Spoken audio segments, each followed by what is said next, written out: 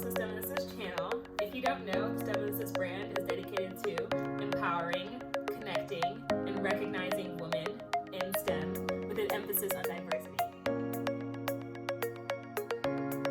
Yes, okay, welcome to Sit Down with the Steministas. I'm so excited to have Anna-Belle here as my guest this month. This is very, very exciting. This is also my first in-person Sit Down with the Steministas. So this is great. I've known Anna-Belle for how many years now? It's probably like 5 years. 5 years. Like it's been a little bit now.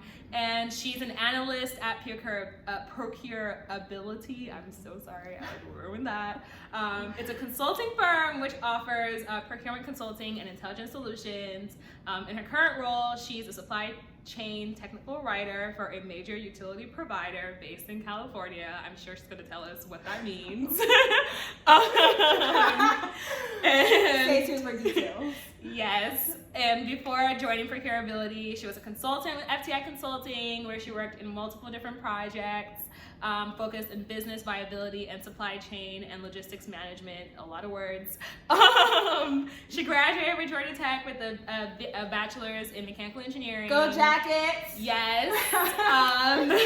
After having internships at Eaton and Volkswagen, which I'm very excited to talk to her about. And she was born and raised on the West Indian island of St.Lucia, and she enjoys traveling and fitness and outdoor water activities. So I've given you her bio right now. And like, you know, what she puts out there. I'm gonna give her a chance to introduce herself first. Well, thank you for that in-depth introduction. But like you said, I'm a mechanical engineer graduate from Georgia Tech. Currently in a technical writing capacity for Southern California Edison. But with my consulting firm is with ProcureAbility. Which is a small niche consulting firm.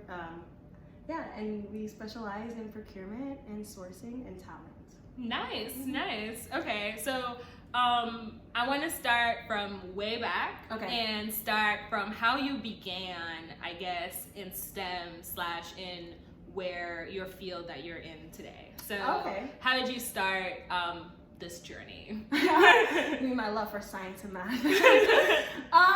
I think just overall, first, let's talk about like family. It runs in my family. I do have a sister and a brother who are both engineers. Dad that was just very into like education. My mom's an accountant. So just always numbers and homework and education and the importance of like, you know, excelling at those were super important. But then to actually like shift the focus of my education to like math and science was probably in secondary school at St. Lucia, and I did a couple stints of education in the US, and so I remember just like being here and I just being fixated on Bill Nye, you know, who's awesome. I love him, he's my hero. But he makes science so much fun. Yeah. And I think, you know, just getting that perspective in the US compared to like traditional, you know, British schooling in St. Lucia, that definitely piqued my interest. Yes, I definitely kind of relate to that in the sense that, like, I mean, I grew up in Nigeria and I actually never watched Bill Nye. Oh, you missed out! You missed out on so much. I watched the remake that came out on Netflix.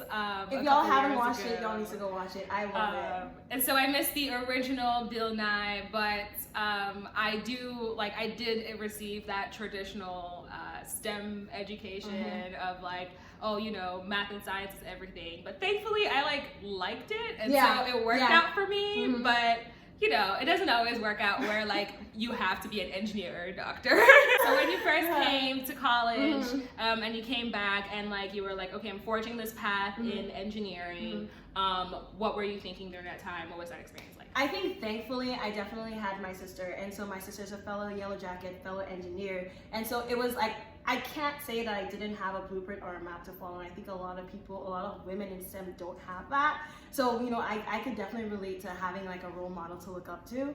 But then I think I came up to Southern Poly first, and then we did mechanical engineering because I wanted to initially be a pilot. And of course, my mom was like, "You're either a lawyer, doctor, or engineer," so that's not happening. And then so like we did mechanical engineering, and I chose that field or that discipline because it was the broadest. And I was like, okay, well, I could always return to my passion for airplanes and travel later. But you know, you learn to grow and love the field you're in. But Southern Poly was great. It was a great experience. It was obviously being difficult, like being an immigrant. And I think the hardest part was just acclimating to life here. And being adults, you know, you have your friends and your customs and hobbies back in St. Lucia, and then just like being here and starting all the way over, like didn't know anybody over. But I really found a home at Southern Poly. Southern Poly was fun, and for the first time, like I got like the formal education that I was always wanting for, in terms of like, you know, just all the cool stuff you thought you could do, and starting to realize like the opportunities that came with this sort of field and education. So that was super exciting. Yes, that's awesome. Okay, so coming to tech, you came in mechanical engineering, and where you came in wanting, did you still want to be a pilot or do anything with planes? I did, and so like, you know, I came into mechanical engineering at Southern Poly, but you know, Georgia Tech has an awesome aerospace program, so that was definitely on my mind. The only reason I think I didn't pursue that was because of all the restrictions for immigrants. You don't get the clearances that you're supposed to. You can't do all the projects that you're supposed to do, and all these internships, you can't do it. And so I'm so happy I was really aware of that before even transferring, and I was able to make that like decision. I know a lot of international students who do go to tech, they do aerospace, and they're really at a disadvantage compared to like citizens. So I was so happy that I like did that due diligence before and decided on like mechanical engineering. Yes. It's so crazy because I also did mechanical engineering at Georgia Tech, but I initially wasn't going to do mechanical engineering. What are you going to do? I was going to do electrical engineering because I wanted to do robotics. Yeah, and and then I ended up going to Yale summer school the summer before. Was the year before I went to tech, and I took some like electrical engineering classes, and I spoke with this professor, and he was like, well, mechanical engineering is actually a much broader field where you can like, and we have a hand in robotics as well. Yeah, like, exactly. And like you can like specialize in like whatever you want. Yep. So I was like, okay, like this actually sounds interesting, and I'm really glad that I ended up doing that because I I mean I took some electrical engineering classes, but it was not the major for me, so I'm glad with what I ended up with. And I think this is so important for not just women in STEM, but anybody going to STEM, to just get an idea of what it is before we enter. I think we have so much more of a success rate. Like I know there's so many people I met, you know, throughout my college journey who are doing engineering. And I think if they had a better idea, they would be more excited, or just, you know, like just stick it through, because it's such a challenging discipline, it's such a challenging course of education. But yeah, like I that's something I think, you know, probably later on in life I would probably want to give back and try to, you know, see that representation for women.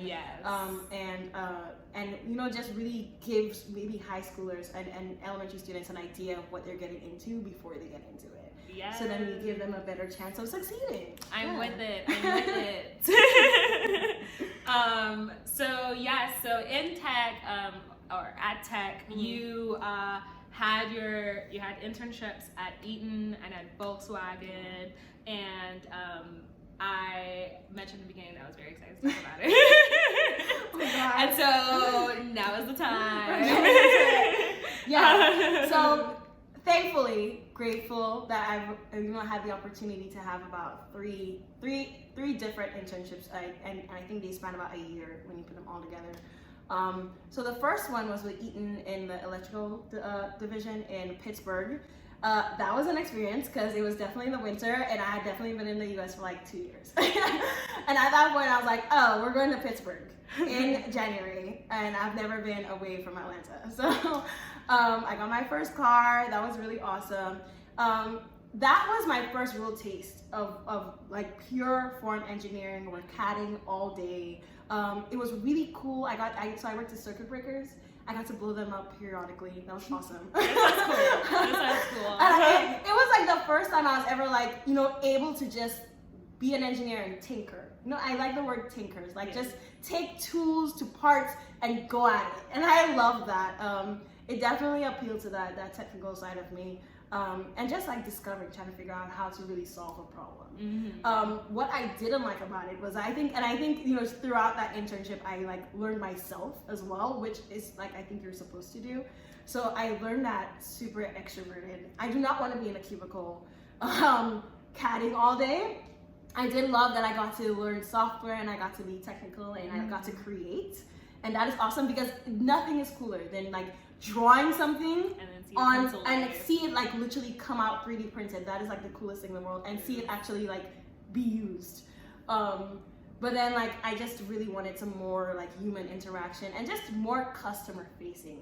And so that sort of fueled my next internship, which was technical sales, and that was in Waukesha, Wisconsin. But like imagine Caribbean Anna-Belle just being like, I'm going to a place I've just never heard of in my life. And I'm like, Milwaukee. I remember getting my assignment email, and I was in France at the time I got my assignment email. I was just like, I have no clue where that is on the American map. No idea. But I was excited. So then the technical sales role at Eaton was, it wasn't what I expected. And I think that's where like my college experience starts to take a turn. It's like the inflection point. Because it wasn't all that great.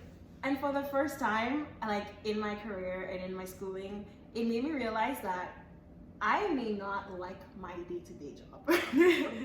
that was new. Because did you ever have that experience? Did you intern? I interned kind of in that like, okay, I mostly did research like assistantships. I did like one internship at a small company, which actually was a research position. So research. I do research.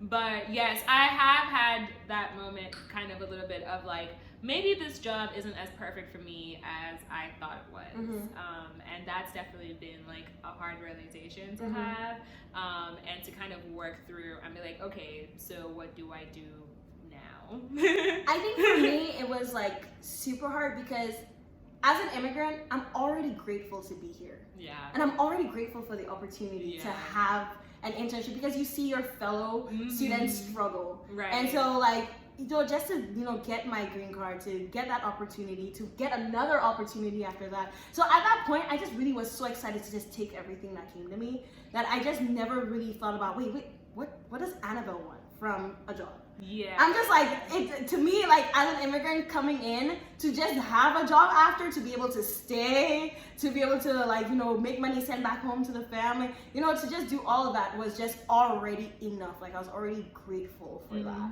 But then that job made me realize, oh man, like I need to really figure out what I'm looking for my job. And I think in hindsight, there are a lot of opportunities in hindsight, but then like sophomore Anna-Belle, I'm just excited. I just want to be out, and this it just didn't match expectations. And then also I think I had a manager that wasn't too excited to have me, and we just did not click. And that was also really, really disappointing because she was the first female manager I had ever had, and she was young. And she was from the South. She was from Clemson, mechanical engineer. And so I was so excited to be like, oh my God, another woman, another engineer. I'm just like another role model, another person whose blueprint I can possibly match. And because she was obviously successful in her role, but she just was not inviting and was not understanding, and did not make me feel like, that Eaton valued me as part of a team. And that was sort of like, I think the inflection point for me and my career and for me with Eaton. And so I got the option of like, another internship. And I think it was bad enough that I was like, you know what, even being so grateful for the opportunity, I was like, you know what, I'm gonna see what else I can do. And I was like, I declined that third internship, but that was really hard because I didn't know if I was gonna get another one. I was like, oh God. But yeah, so. Yeah, no, that's so hard. Like when somebody that you think should be able to at least understand the position that you're in, understand where you're coming from, and like they just don't do that, or like they're not good in their role or not willing to open the door for other people to come in, and it's so crazy because, you know, it's like the expectation that like if you've made it here, like you would want to help other people, especially when people are struggling to make it to this position. But yes, I don't want to say that she wouldn't open the door. I want to say more that, like, in hindsight, right? I just want to say, like, I think she didn't understand me.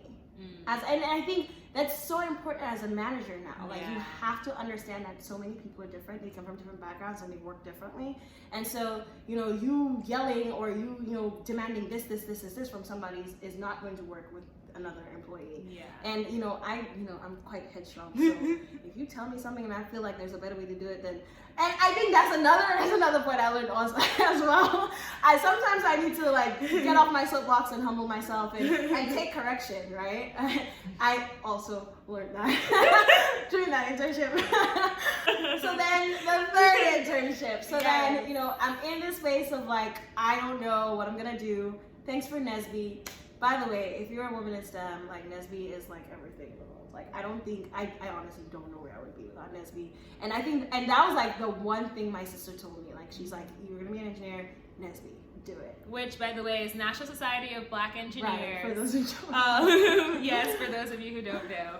Very ashamed at the fact that I actually didn't like really join Nesby. You weren't in Nesby? My master's. I wasn't in How Nesby did you get until to undergrad? like it was. I never know. So in undergrad, I actually ended up doing a lot more with like SGA. I was in like the student government, and then I studied abroad, and then I came back, and I was like, well, I don't really want to do anything anymore. I just want to graduate. So, No. But then I started doing stuff in Nesby during my master's, and then I was like, wow, Nesby is so cool. I wish I had done this. Oh more my God! So let's take this all the way back to like my first semester at Southern Poly. And international students, you know, can't really work. And I remember I went to my first Nesby meeting at Southern Poly, and I met this girl. Her name is Callie, and you know, Nesby has a way of advocating for the immigrants. And so I remember telling her, I'm new here. I'm probably 2 weeks in, and she goes, I know a person who hires international students on campus. I got you. Within a week. When I tell you within a week. She literally, and books, because you don't know all the hacks. Like, so I'm paying at the wazoo for books. And I remember just like, I instantly went to this Nesby meeting and instantly got this community, and they literally took me under their wing and got me a job on campus within a month. That's so beautiful. Like, told me the books, the drive, you know, all the like tests and after that, Nesby has always had a special place in my heart.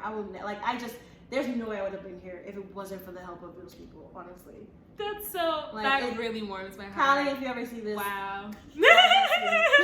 Callie, you made a difference here.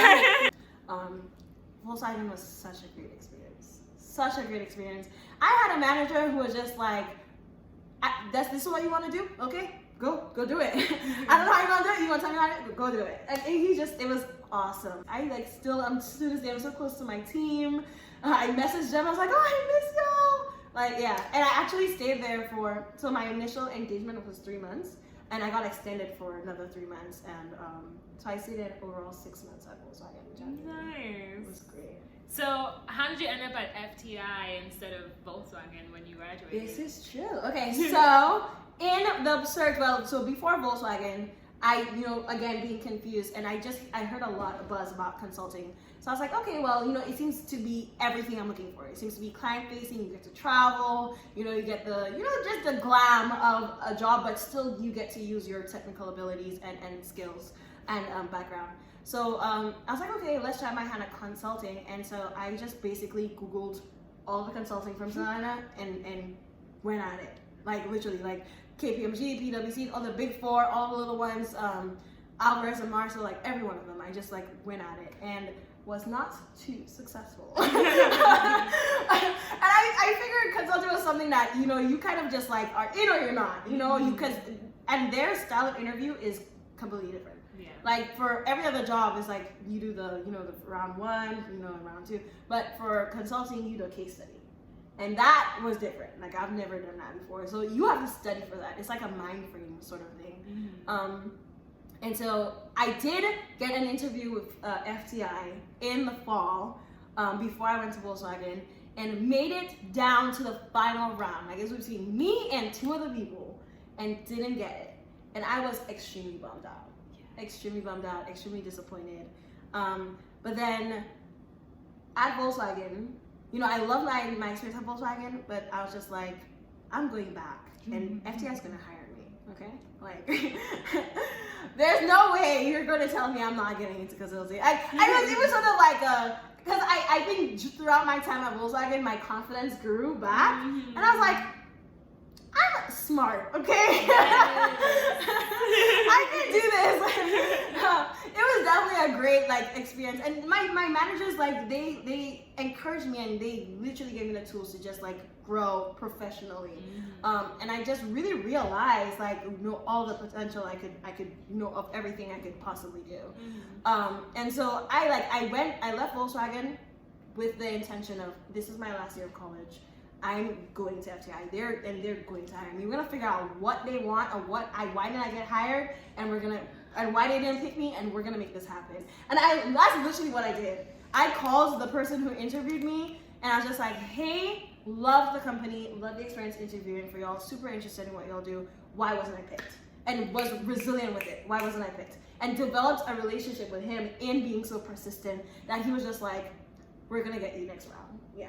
And he was awesome, Frank, and he was just an awesome person, yeah. That's amazing. So then that fast forwards to graduation, and obviously getting that offer letter from FTI, yeah. Oh my gosh, the tenacity. I love it, I love it. But okay, so talking about FTI, because you're not at FTI right now, so what happened there? And this is where he takes a sad turn. I loved FTI. I loved the idea of FTI. I did. I loved what the consultant's life looks like. I loved the projects that they were describing. And so, like, you know, in an interview, they're trying to sell you. The same way you're trying to sell them on you, they're trying to sell themselves with your, did I say that right? Yeah. No. But yes. But the same way, and I think, and that's why I realized this, a company needs to also market themselves to you. Yeah. Like, you need to want to be with them, because we're coming from Georgia Tech, people have 3-4 offers, why would you pick them? And if a company is, you know, giving you an offer, they want you, right? And so, like, just basically my perception of FTI did not match my reality. I loved the work. I love the lifestyle. I'm obviously still a consultant. I love the lifestyle. I love the project-based work. I love the variety of everything you can do. I love the people that you meet. And I love the face time you get to see what upper management is. But on the other hand, I was the only female. And I was the only Black person. And we're in the Atlanta office. Let me say that again so it resonates with you guys. Like, we're in the Atlanta office, and I'm the only Black consultant on my team nationwide. And I'm one of 2 females that they hired. Not one female manager, not one female superior, not one female colleague. So just to paint the picture for you, and I always say this, I left FCI because of the culture, and I never would have thought, again, Anna-Belle not thinking about what I wanted in a career, I never would have thought I would have left a job because of culture, because I wanted more people who look like me. I never would have thought that.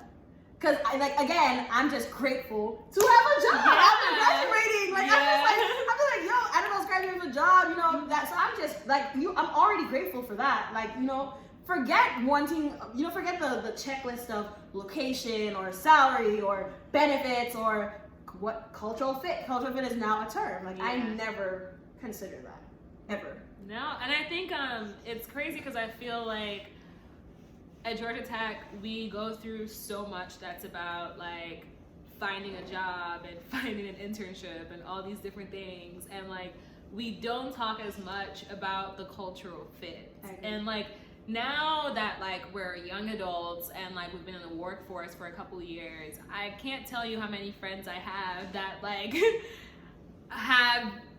do not fit with their companies and are having these same experiences of like, should I leave? At what point is it enough? Like, at what point do I start like, you know, padding my portfolio or my resume so that like I can find a new job? And especially if it's like a job that you really wanted and you worked hard for, and like I'm coming out of You're grateful to undergrad. have. Yeah. And coming out of undergrad. Coming out of undergrad, it's really hard to Like, make that decision because you really yeah. don't know until you take that risk. I don't know many people who've actually left their first job.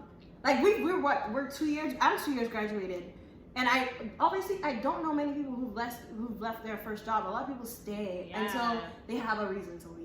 I think I know like 3 or 4 people now. Who left? Yeah, who left their first jobs because of the same reason, Really? because of a lack of a culture of like the cultural fit. Because we don't talk, because like we have all these lists of other things that we're looking for, you know, location and pay and all these, but we don't think about the fact that like we actually literally have to spend 40 hours, maybe even more, with these people and like doing this thing, and it's like bringing in your like, it's sustaining your life, you know? So now when you took that plunge to like find a new place to work at,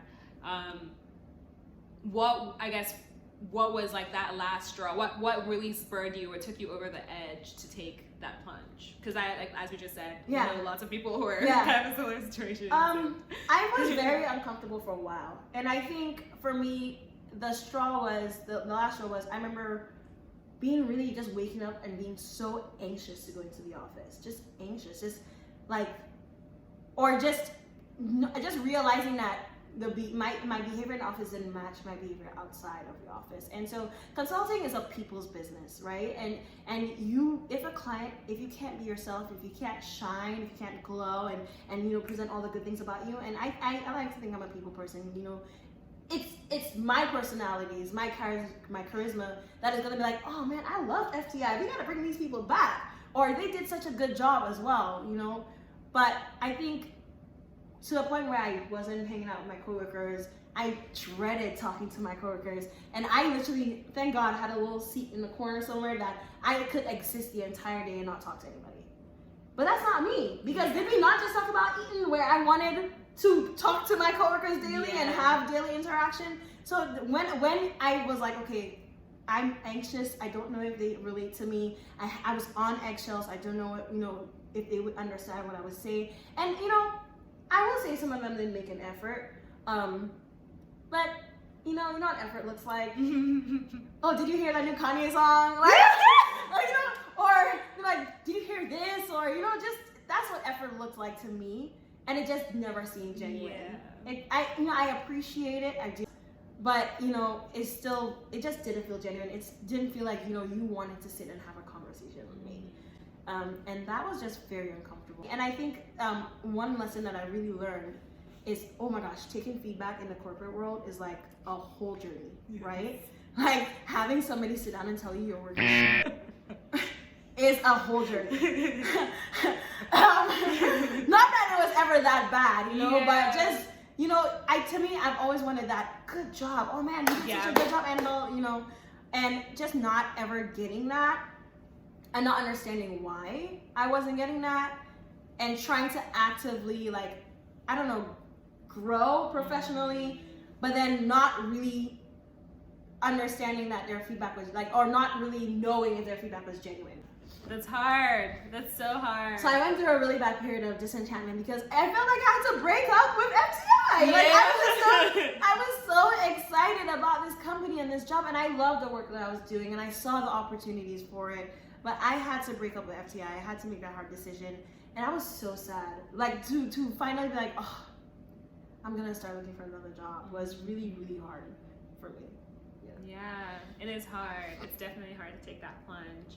So now you're working at ProcureAbility. Love my company. Yes. Yeah. And so we, you know, said that long spiel about you're a technical writer at ProcureAbility, basically. But what does that mean? Okay, so I work with supply management, and I write the statements of work and the scope of works for all contracts for indirect procurement. So if FTI, oh not FTI, if Southern California SCE, they're looking to like procure maybe some sort of software, and they're either going to RFP or they've picked a vendor, then I'm the one to write the scope of work to really, it's that first line of accountability that this is what we're paying for. These are the services, the levels, the location, like just all aspects of the engagement between SE and the vendor. I'm the one to write those contracts for them. Nice. Yeah. And it's also a new work stream, and so for the first time I get to lead something. So I'm actually a manager. And that has been really awesome as well. Yeah. So that's really learning how to manage. Because Yes. not easy delegation. Yes, Yeah. we want to be better than the people that we have. Yes. I love it. Yes. Thank you so much, Anna-Belle, for your time and for sharing your story. I am now going to unmute the audience. Yes. Yes. Hey, I got a question. So, Anna-Belle, what was like your biggest challenge? You think, with being an international student and being in STEM field and just a lot of different transitions along the way, transferring different schools and stuff like that. Mm-hmm. What do you think was like your biggest challenge, and what was something that kind of like kept you together during those times? But how did you just make it through your way during those times? That's a good question. That's a great question. That's a good question. I love that. Thank you, Garrison.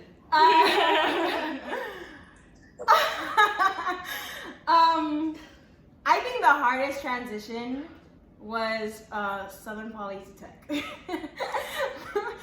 I remember failing my first physics course, and I literally was like, okay, no, I'm throwing the whole school back. Like, I'm out. I'm transferring back. But yeah, I think because being like already dealing with the transition from St. Lucia to here and getting sort of comfortable and just like, making friends and, knowing my contacts and then making that decision to transfer to Tech was, I knew it was coming.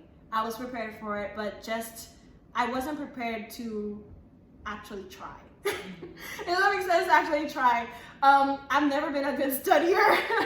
I've never really had to try at something, and Tech challenged that out of me. Like, I've never had to pull it at some point. I never pulled an all-nighter. I transferred with a 3.9, and then to come into Tech into my first semester and fail physics was like, what?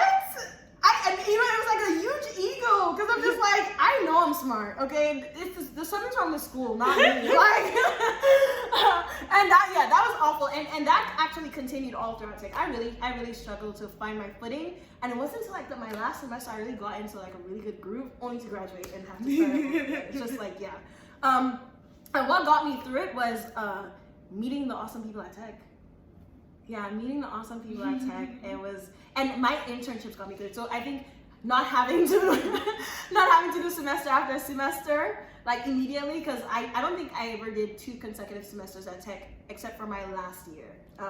And so I would go fail a class and then, have to go to Volkswagen and have this awesome professional experience. And I got that chance to regroup, and really it re-energized me every time I came back, because I was just like, I saw the benefits or the fruits of my labor already, even if I wasn't doing all that well at school.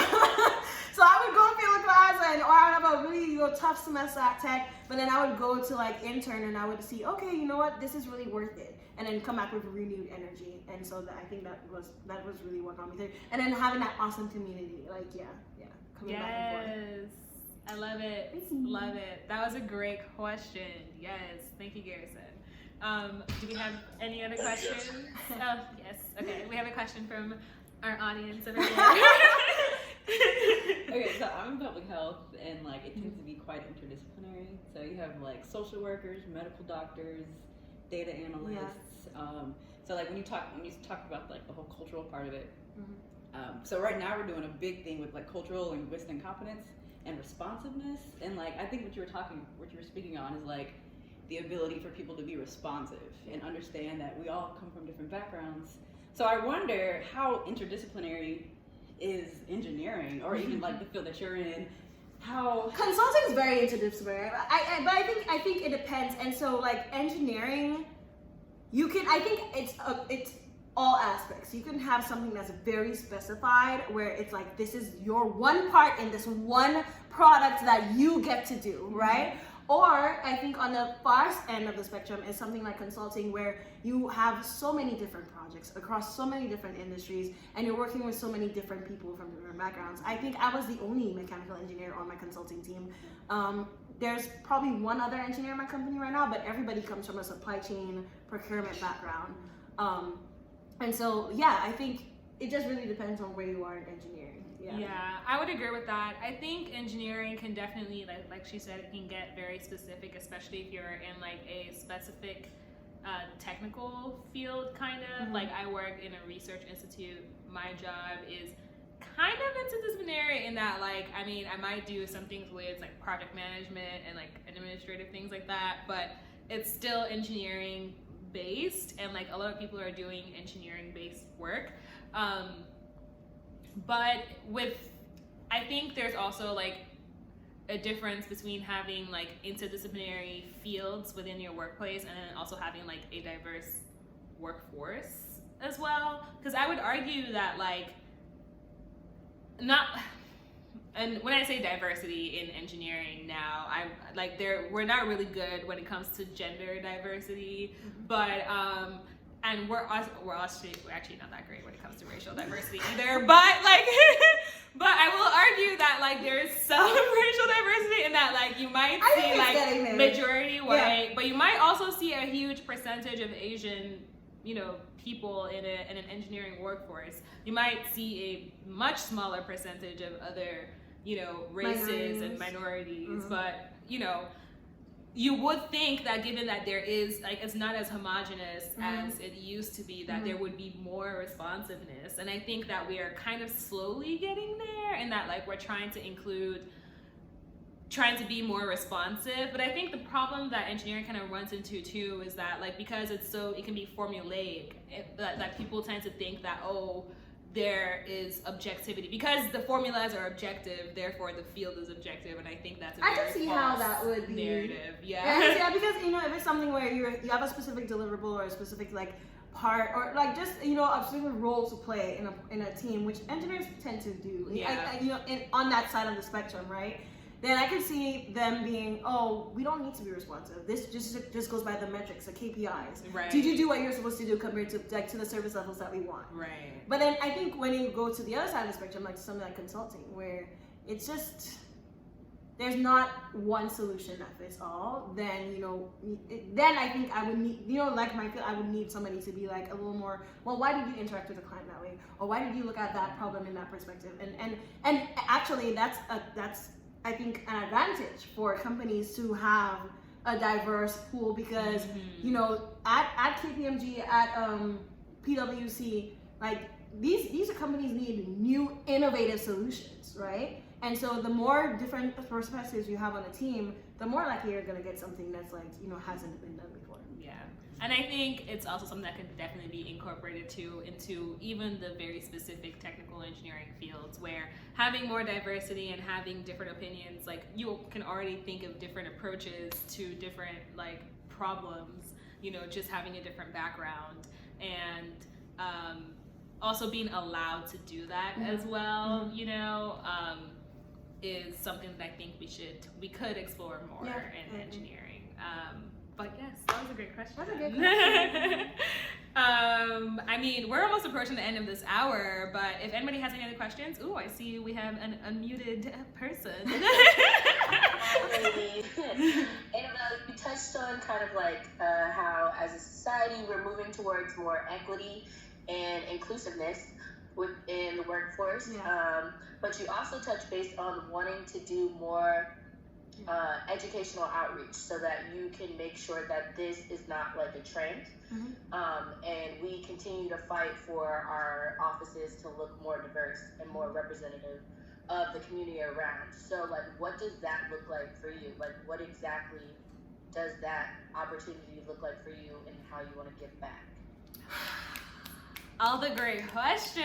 It's a good question. I think I would have to defer to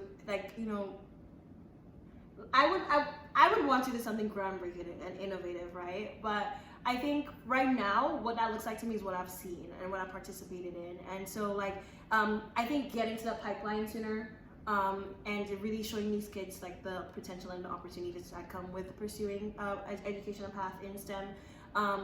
And also not just in terms of like at the end of college, but what else can you do in college that still relates to STEM? Because I think at Tech, correct me if I'm wrong, but I came into tech thinking that there were 3 engineering disciplines.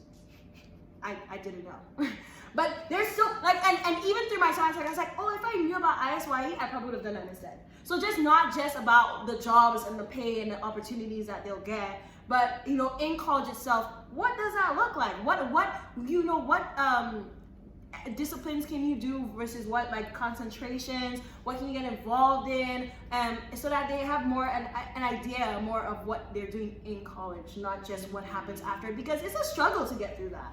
So I think you really need that grounding and you know, maybe a little more excitement, a little more understanding of what's happening actually along the educational path.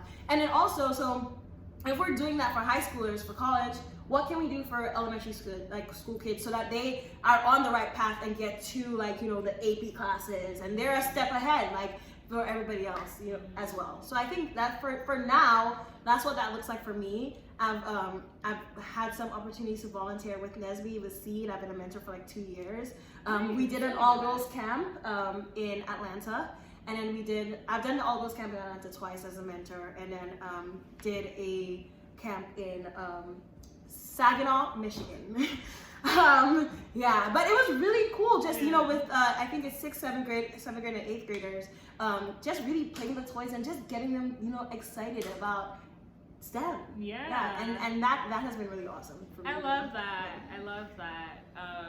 I don't know, I mean, I don't know how I would do this, but I would love to be able to see some sort of, like, work, maybe like after school program or something that, like, could also kind of cater to, like, marginalized minority communities, you know, especially because, like, I'm thinking of, like, people that don't even have the opportunity to get interested in STEM because, like, they don't have, like, that access to that, like, education that makes you want to be interested in STEM, or even have, like, access to, or, like, maybe you have to, like, do a lot of work after school and you don't have time to be able to focus on, like, the enjoyment, I guess, aspect of education versus, like, not like, oh, I just have to do my homework and then I have to, like, go do this and I have to go do this. Like, it doesn't make that fun. It doesn't make learning fun. And so I would love to think of some type of way, and if you could also have, like, an after school program that was, I mean, obviously it has to be, like, very affordable, even free,